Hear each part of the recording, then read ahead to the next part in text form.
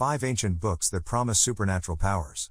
Humankind has long dabbled in the supernatural, lured by the promise of obtaining power and enlightenment. Several texts have been devoted to this practice, outlining complicated and mysterious rituals presented as the key to achieving communion with otherworldly spirits. The Greek magical papyri from the 2nd century BC listed spells, rituals, and divinations. These included instructions for how to summon a headless demon, open doors to the underworld, and protect yourself from wild beasts. Perhaps most tantalizing of all, they describe how to gain a supernatural assistant, an otherworldly entity who does your bidding. The most commonly found spells in the papyri are divination spells, ceremonies that offer you visions of the future.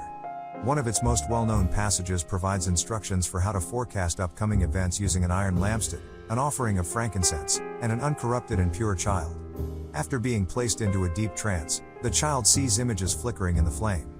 Among the papyri's most famous components is the Mithras liturgy. This ceremony describes how to ascend through 7 higher planes of existence and communicate with the deity Mithras.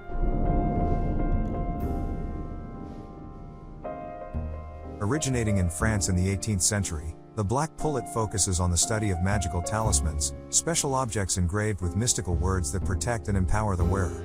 It was reportedly written by an anonymous officer in Napoleon's army, who claimed to have received the contents from a mysterious mage while on expedition in Egypt.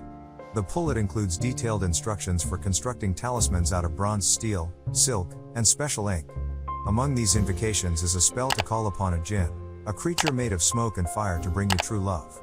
If your ambitions are slightly more cynical, then the pullet also provides talismans that will force discreet men to tell you their secrets, allow you to see behind closed doors, and destroy anyone who is plotting against you. The apex of the book's mystical teachings is acquiring the black pullet itself, a hen that can find buried treasure. Clavicula Salomonis. The Key of Solomon the King, or Clavicula Salomonis, is a grimoire of medieval origin. It is supposed to be the work of King Solomon, but is of later origin and was probably written in either the 14th or 15th century. Many manuscripts have survived. There are stories of a book of magic spells ascribed to Solomon as early as the 1st century. The historian Flavius Josephus stated that Eleazar the Jew exorcised devils with Solomon's book. Stories of a ring of Solomon's are also found in the Arabian Nights. The Key is not an authentic Jewish work since it contains ancient concepts that may date from earlier Semitic or Babylonian times. It may have come to Europe through Gnostic channels and mixed with later Kabbalistic notions. In its popular form, its chief use appears to be in finding treasure and performing magic rites to interfere with the free will of others. The Key tells you how to hinder a sportsman from killing any game, how to render oneself invisible, or how to know who has committed a theft. With incantations for conjuring, it gives lengthy instructions on bringing in and releasing various energies. The power of the divine name is much in evidence, but the work appears to combine elements of both white and black magic. The Lemegeddon, Lesser Key of Solomon, is much more noteworthy.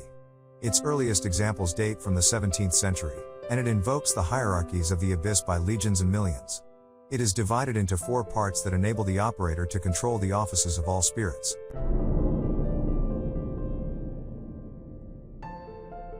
The Picatrix is an ancient grimoire of astrological magic.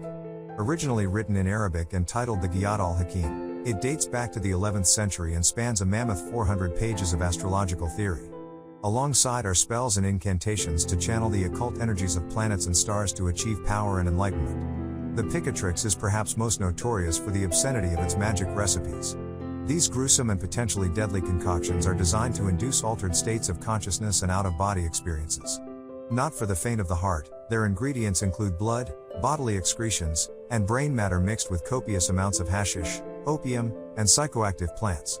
To construct a mirror that gives you power over the dead, for example, you must use noxious fumes of blood, sperm, spit, earwax, tears from the eyes, feces, and urine.